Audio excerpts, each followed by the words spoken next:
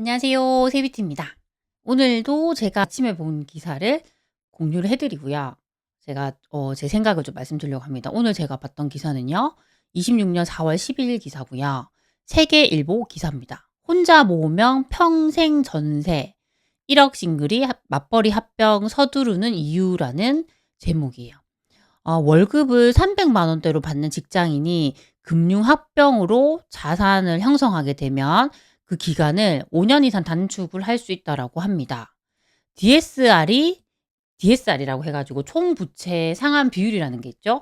쉽게 말해서 내가 가지고 있는 모든 대출을 다 합산해 가지고 한도를 잡기 때문에 만약에 기존에 대출이 많은 분들은 이 DSR 때문에 대출 한도가 확 줄거나 대출이 아예 안 될 수 있습니다. 근데 이 DSR이 적용이 안 되는 대출이 있죠. 디딤돌 대출.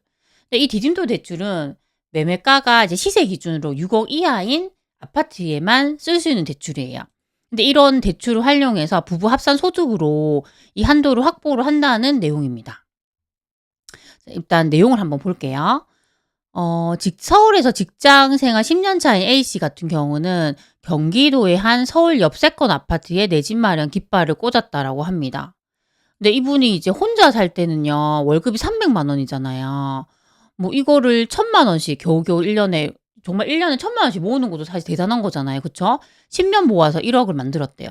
근데 제가 항상 드리는 말씀이 이거죠. "돈의 가치는 떨어진다. 하지만 자산의 가치는 올라간다." 결국에 그 집값이 오른 속도가 훨씬 빠른 거예요. 그쵸? 그러다 보니까 이 1 억을 모았지만 이 1 억의 가치는 계속 떨어져 있기 때문에 아무래도 그런 부분에 있어서 좌절감을 느꼈겠죠. 근데 이분이 어떻게 했냐면, 혼자였으면 포기를 했겠지만 결혼을 통해서 금융 합병으로 자산 형성 시간을 절반으로 앞당겼다. 그렇게 해서 내 집 마련을 했다라는 겁니다. 이때 제가 조금 드리고 싶은 얘기가 뭐냐면, 최근에 뭐 몇 년 전부터 제 주변에도 이제 결혼을 하신 분들을 보면 혼인 신고도 안 하시고요. 통장도 각자 관리를 하는 거예요. 그럼 저는 사실 그게 되게 충격이었어요. 이렇게 얘기를 들으면 저를 뭐 꼰대라고 얘기하실 수 있지만, 저 같은 경우에는 결혼을 하자마자 제가 통장을 다 관리했죠. 남편 월급, 뭐 제가 버는 수익 다 관리해서 이렇게 한 번에 하다 보니까 우리 가정에 뭐 지출이, 고정적인 지출이 얼마인지 수입은 얼마인지 확인할 수 있더라고요. 제가 버는 월급은 다 저축을 하고 남편 월급으로 생활을 하고 이렇게 계획을 짤 수 있었어요. 그리고 제가 집을 살 때도 당연히 부부 공동 명의로 요렇게 해 가지고 대출을 받을 때도 같이 했죠. 그래서 이제 그게 어떤 느낌이냐면, '우리가 어떤 한 팀이다. 우리가 이 자산을 형성하는 데 있어서 우리가 하나의 팀이다.'라는 생각을 갖게 돼요. 근데 지금 요즘에 이제 분들을 보면 혼인신고도 안 하고 각자 통장 관리하고 그렇게 하다 보니 우리 가정의 자산을 이루는 하나의 팀이라는 그런 의미가 되게 퇴색된다는 생각을 했고요. 그렇게 되면 혼자 사는 것과 큰 차이가 없죠. 그리고 집 한 채 사기도 상당히 어렵겠죠. 고런 부분에 있어서는 정말 생각을 많이 하셔야 될 것 같습니다. 그래서 결국 뭐 금융 M&A로 뭐 부부 합산 소득으로 대출 문턱을 넘겨야 된다라고 했는데, 결국에는 우리가 뭐 결혼을 할 때 사랑 없이 결혼하는 사람은 없잖아요. 그거와 더불어서 이제는 이런 좀 재테크의 관점으로도 우리가 같이 한 팀으로서 충분히 할 수 있다라는 의미죠. 그래서 이제 각자의 종잣돈을 합친다는 거죠. 각자 모은 1 억씩을 합치니까 2 억이라는 돈이 생겼고, 이분들이 만약에 맞벌이를 한다 그러면 소득이 예전에 혼자 벌 때보다는 2배 이상이 되다 보니 아무래도 대출을 훨씬 더 많이 받을 수 있겠죠. 그쵸? 그리고 정책 대출인 디딤돌 대출, 요런 것들은 뭐 DSR 총부채 원리금 상환 비율을 안 보죠. 그냥 총부채 상환 비율 DTR만 본단 말이에요. 그러면 DSR보다는 확실히 한도를 많이 받을 수 있어요. 그리고 부부 합산 소득으로 대출 한도를 산정하기 때문에 만약에 뭐 일부 신용 대출이 있다 하더라도 한도에 큰 영향을 안 받는다는 거죠. 그래서 이제 이렇게 하다 보니 혼자 만약에 집을 내가 사려고 했을 때는 이게 한도에 부딪혔지만, 부부 합산 소득으로 하려고 하니 안정적으로 이 대출 승인이 났다라는 거죠. 그리고 이게 실제로 빌릴 때 우리가 시중은행에서 주택담보대출 금리를 뭐 4% 4.5% 정도 한단 말이에요. 그렇게 해서 1 억을 빌렸다. 그럼 매달 한 47만 원 정도 내야 되거든요. 그리고 만약에 3 억을 빌렸다. 그러면 한 달에 143만 원 내야 돼요. 이게 혼자 뭐 월급 300만 원 받는 분에게는 이 매달 내는 이 대출 상환금이 내 급여의 거의 50% 정도니까 영끌인 거죠. 이렇게 하시면 안 된다는 거죠. 근데 이 신혼부부, 맞벌이 신혼부부로 해 가지고 정책 대출을 활용하면 금리가 2%도 있어요. 고렇게까지 낮출 수 있고요. 똑같이 1억을 빌려도 월 납입금이 30만 원대로 떨어집니다. 그쵸. 그래서 A씨는 시중금리와 정책금리의 차이는 매달 현금 15만 원에서 20만 원을 배당받는 것과 똑같은 효과를 낸다.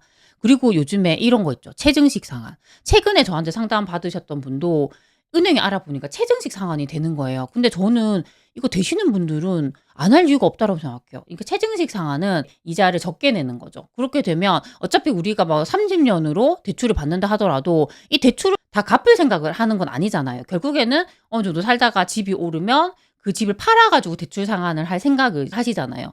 그런 관점에서는 이 체증식 상환이 정말 메리트가 있는 거죠. 그래서 이제 그렇게 하면 이제 디딤돌 대출 같은 경우는 시세가 1억 이하면 6억 이하 아파트를 살 때는 이 대출을 받을 수 있습니다. 그렇게 하면 뭐 상계동이나 광명, 부천 쪽에 있는 좀 구축 아파트, 구축의 소형 아파트들은 이 시세가 6억 정도 하기 때문에 충분히 할 수 있다라는 거죠. 그쵸. 그래서 지금은 전월세 시장이 워낙 불안정하기 때문에 그렇게 불안해하면서 전월세를 살기보다는 어떻게든 이 부부가 합심을 해가지고 대출을 받아서 이런 아파트라도 살 수 있다라면 너무 중요한 거죠. 우리가 주의해야 될 점이 뭐냐면 KB 시세입니다. 왜냐하면 이 대출을 받을 때는 KB 시세 기준으로 받아요. 요런 KB 시세를 우리가 확인하려고 하면 네이버 부동산에서 시세 실거래가라는 부분이 있어요. 거기서 KB 시세를 확인할 수 있습니다. 그래서 결국 이 시세로 보기 때문에 이게 똑같은 아파트를 하더라도 층에 따라서 시세가 달라요. 특히 저층이라 했을 때, 뭐 1층이라 했을 때 시세가 더 저렴하겠죠. 그러면 나는 이 대출을 꼭 받아야 된다. 이 디딤돌 대출을 꼭 받아야 된다라고 했을 때는 1층을 할 수도 있다라는 거죠. 그래서 이 저층에 대해서 많은 분들이 되게 편견이 있어요. 저층은 안 오른다. 근데 우리가 주변의 아파트 보세요. 저층 안 올랐나요? 저층도 오른다는 거죠. 우리가 저층을 접근하실 때는 내가 저렴하게 샀으니까 저렴하게 팔자라고 보시면 돼요. 그래서 그 아파트에 대해서 수요가 있으면요. 저층도 정말 같이 잘 오릅니다. 격차가 있을 뿐이죠. 뭐라면 저층을 사기 때문에 저층도 샀고 저층도 살아봤고 정말 잘 알거든요. 근데 저층도 괜찮은 저층을 사시면 너무 주거의 만족도가 높습니다. 엘리베이터 안 타도 되죠. 해도 잘 되죠. 하부도 잘 크죠. 너무 좋죠. 그래서 정말 이게 아파트에 사는 느낌이 아니라 내가 어떤 전원주택에 사는 느낌이 듭니다. 그 요즘에는 만약에 내가 신축으로 간다. 그러면 1층에 차가 안 다니죠. 조경이 너무 잘 돼 있어요. 그러면 그런 조경들을 내가 아침마다 보면서 차도 마실 수 있죠. 즐길 수 있잖아요. 그리고 요즘 치안도 워낙 잘 돼 있죠. 그래서 우리 생각보다는 이 저층에 대한 편견을 버려도 좋지 않나라는 생각이 듭니다. 그렇게 하면은 이분들이 충분히 이렇게 집을 살 수 있다라는 거죠. 그래서 결국에는 이제 이런 결혼 같은 것들도 우리가 잘 활용하시면 좋아요. 우리가 조금 이익 위주로 움직이는 게 아니라 어차피 사랑하는 사람과 결혼을 할 거잖아요. 혼인신고도 하시고 또 아이도 낳고 이렇게 살면 오히려 혜택이 많다라는 거죠. 특히나 요즘 아이를 낳으면 신생아 특례 대출이 된단 말이에요. 그러면 충분히 이거 활용해 가지고 좋은 조건으로 대출을 받을 수 있으니까. 그리고 신생아 특례 대출 같은 경우는 우리가 9억 이 아파트까지 가능하잖아요. 너무 좋은 거죠. 그쵸? 그래서 지금은 우리가 결혼을 바라보는 관점도 바뀌어야 돼요. 여러 가지 사정 때문에 뭐 혼인신고도 못 하시고 통장 관리도 뭐 따로 하시는 분도 있겠지만 저는 만약에 우리가 이제 결혼을 한다 했을 때 이게 우리가 이제 이 자산을 불리기 위한 어떤 한 팀이 된다 생각하시면 좋을 것 같고요. 또 아이를 낳는 부분도 최근에는 다시 출산율이 조금 높아졌다 하더라고요. 아이를 낳으면서 키우면서 느꼈던 게 뭐냐면 아무리 어떤 힘든 상황이 있더라도 아이들이 있기 때문에 버틸 수 있어요. 정말 든든한 힘이 되어 주거든요. 여러 가지 혜택도 있지만 가정을 꾸린다라는 것이 어떤 책임감과 의무감도 생기게 되고 우리가 이 힘을 같이 모으게 되면 혼자 하는 것보다는 확실히 더 시너지가 나요. 그쵸? 그래서 뭐 고런 관점으로 좀 생각을 하시고 우리가 또 누릴 수 있는 이런 정책 대출 같은 것도 충분히 잘 활용할 수 있으니까 고렇게 좀 결혼을 바라보시는 관점도 우리가 서로 바꾸면 좋지 않을까 싶습니다. 네, 오늘도 제가 말씀드린 내용들이 우리 소중한 친구분들에게 도움이 되셨으면 좋겠습니다. 그럼 우리 다음 시간에 만나요. 안녕. 세비티 강의 및 상담은 영상 하단 고정 댓글을 확인해 주세요.